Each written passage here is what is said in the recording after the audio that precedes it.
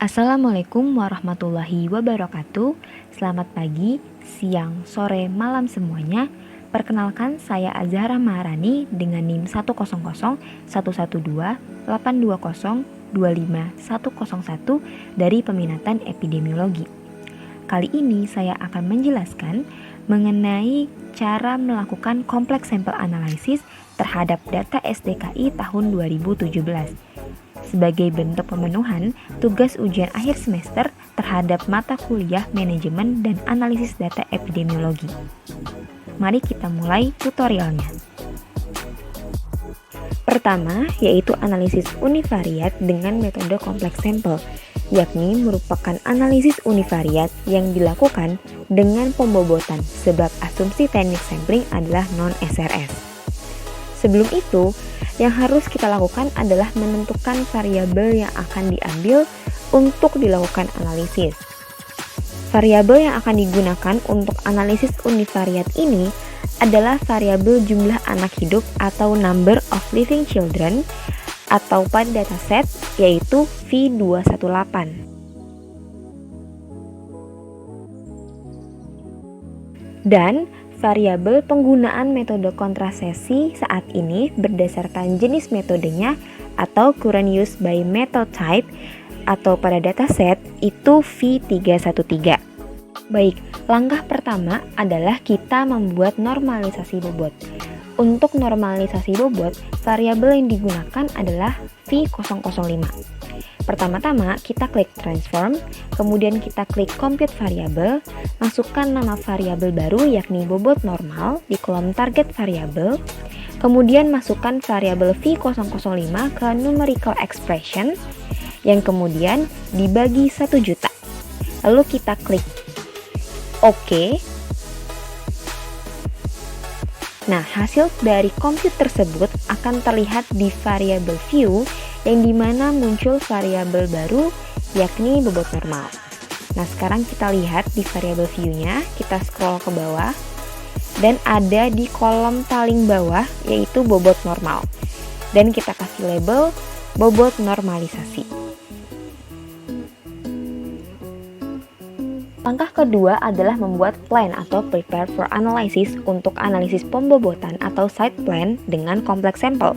Caranya adalah kita klik analyze, kemudian kita pilih kompleks sampel, lalu kemudian pilih prepare for analysis. Nah, pada layar tersebut kita pilih create plan, kita klik browse untuk membuat file baru, kemudian kita tulis nama file barunya.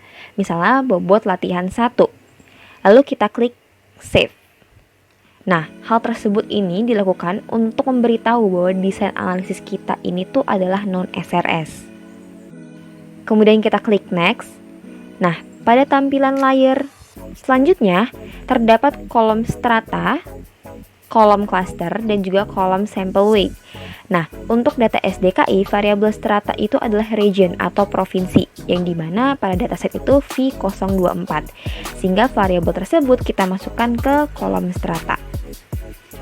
Selanjutnya untuk kolom cluster, yakni tempat di mana kita mengambil sampel, sehingga yang menjadi cluster non-SRS adalah Primary Sampling Unit atau PSU, yang pada dataset itu V021. Lalu kita masukin ke kolom cluster. Dan untuk kolom sample weight, kita masukkan bobot normal yang telah kita buat sebelumnya di langkah pertama. Nah, lalu kita masukkan ke kolom sample weight.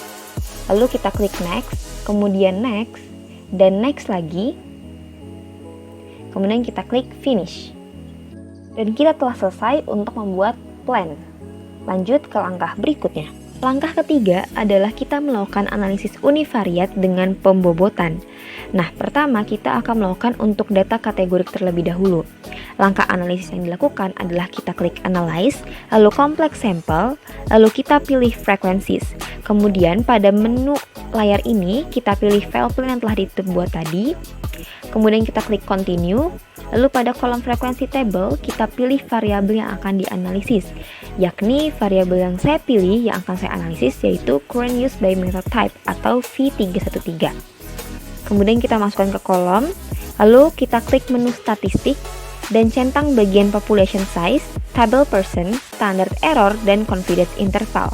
Lalu kita klik continue. dan kita klik OK.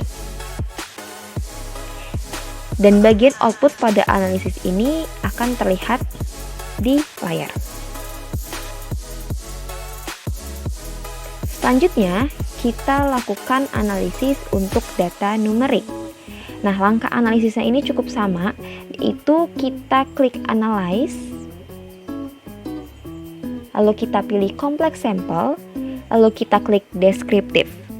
Kemudian, pada menu File, pilih File Plan yang telah dibuat sebelumnya, dan klik Continue.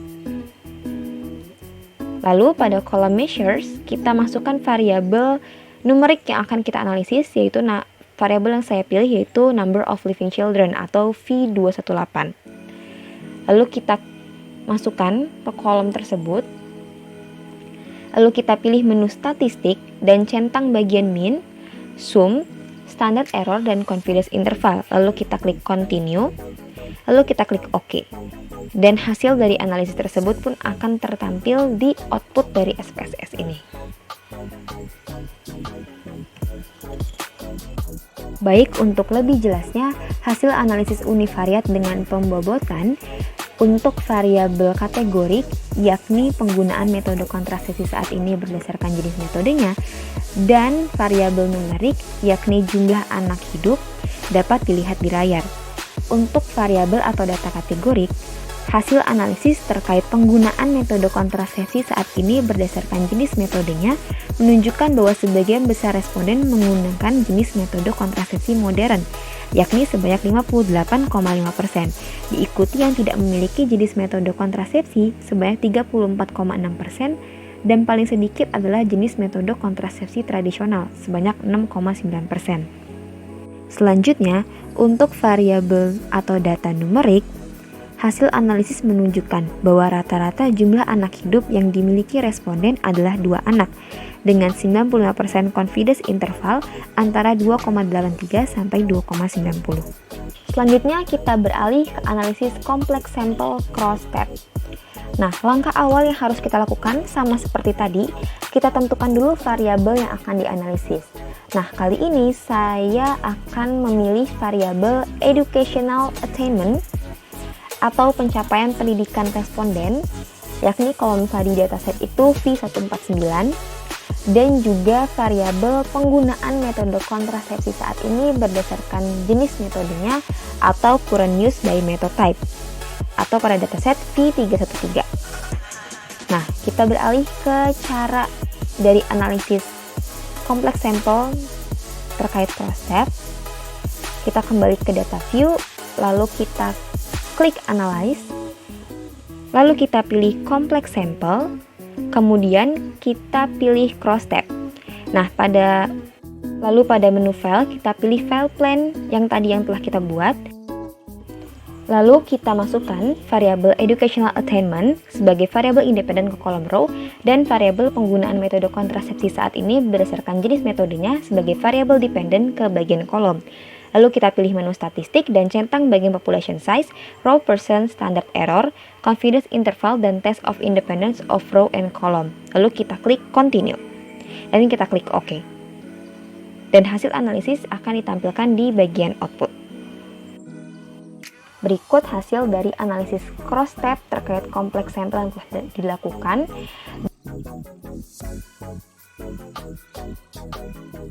Baik, untuk lebih jelasnya, hasil analisis bivariat cross-step dengan pembobotan yang telah dilakukan dapat dilihat di layar, yang dimana berdasarkan analisis yang telah dilakukan pada data SDKI 2017 antara pencapaian pendidikan dan penggunaan kontrasepsi saat ini berdasarkan jenis metodenya, diperoleh nilai p-value sebesar 0,00, di mana P lebih kecil daripada alfa yaitu 0,05, maka H0 ditolak. Dengan demikian, ada hubungan antara pencapaian pendidikan responden dengan penggunaan kontrasepsi saat ini berdasarkan jenis metodenya. Sekarang kita beralih ke uji regresi linear complex sample.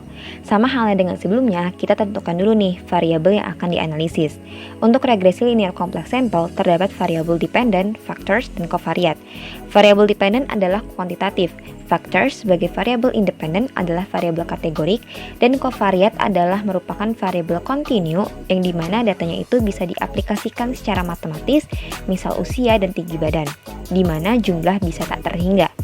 Covariate merupakan variabel independen berbentuk kuantitatif yang biasanya berhubungan erat dengan variabel dependen dan diukur bersamaan dengan variabel independen utama yang bertujuan untuk meningkatkan kualitas statistik dan perkiraan parameter model. Untuk subpopulation variabel bisa berbentuk string atau numerik tapi lebih baik berbentuk kategorik.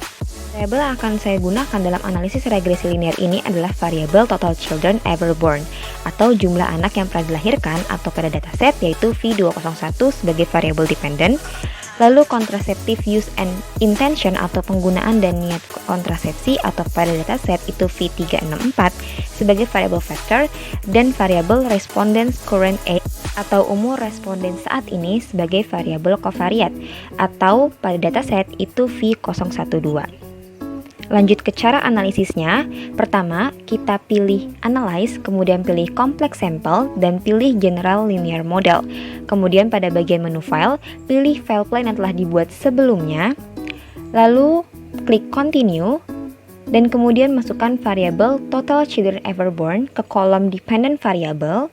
Lalu variabel contraceptive use and intention ke kolom factors, dan variabel respondents current age ke kolom covariate. Lalu pilih menu statistik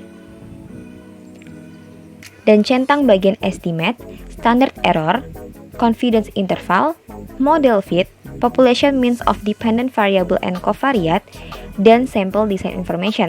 Lalu klik continue dan klik OK. Kemudian hasil analisis akan ditampilkan di bagian output.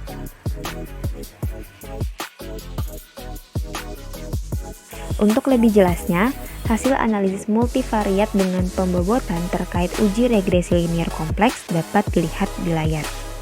Yang dimana yang dilihat adalah nilai R-square dan nilai p-value. Untuk nilai R-square, berdasarkan analisis yang telah dilakukan, didapatkan nilai R-square sebesar 0,207. Maka dari itu, model regresi dapat menjelaskan bahwa variabel penggunaan dan niat kontrasepsi dan usia responden saat ini secara simultan atau bersama-sama berkontribusi terhadap jumlah anak yang pernah dilahirkan responden sebesar 20,7%. Sedangkan sisanya 79,3% dipengaruhi oleh faktor lainnya di luar variabel yang diteliti. Selanjutnya, untuk nilai p-value, berdasarkan analisis yang telah dilakukan, diperoleh p-value pada penggunaan dan niat kontrasepsi sebesar 0,00, di mana p lebih kecil daripada alfa atau 0,05. Maka H0 ditolak.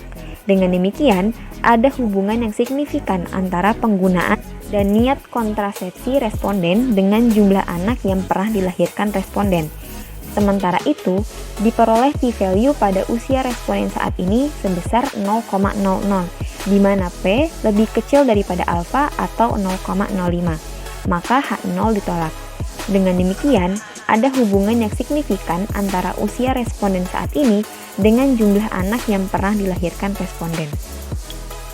Selanjutnya adalah uji regresi logistik kompleks sampel. Sama halnya dengan uji regresi linear kompleks sampel, kita tentukan dulu nih variabel yang akan dianalisis.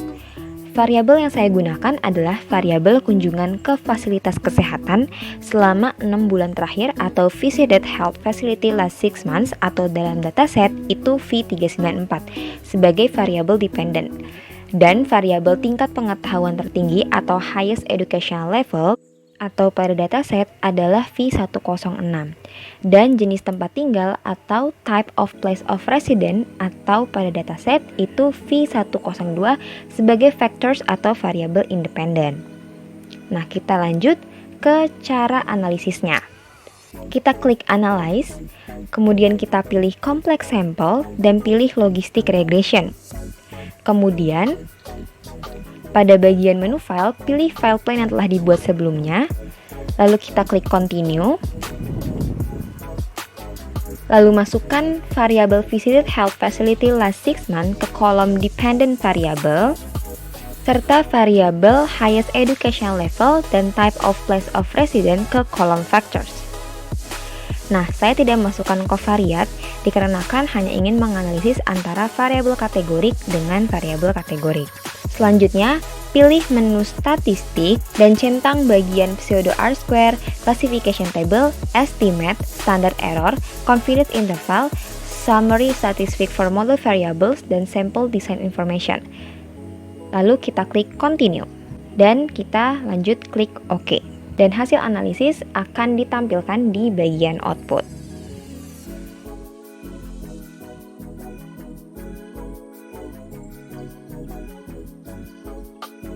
Baik, untuk lebih jelasnya, hasil analisis multivariat dengan pembobotan terkait uji regresi logistik kompleks sampel dapat dilihat di layar.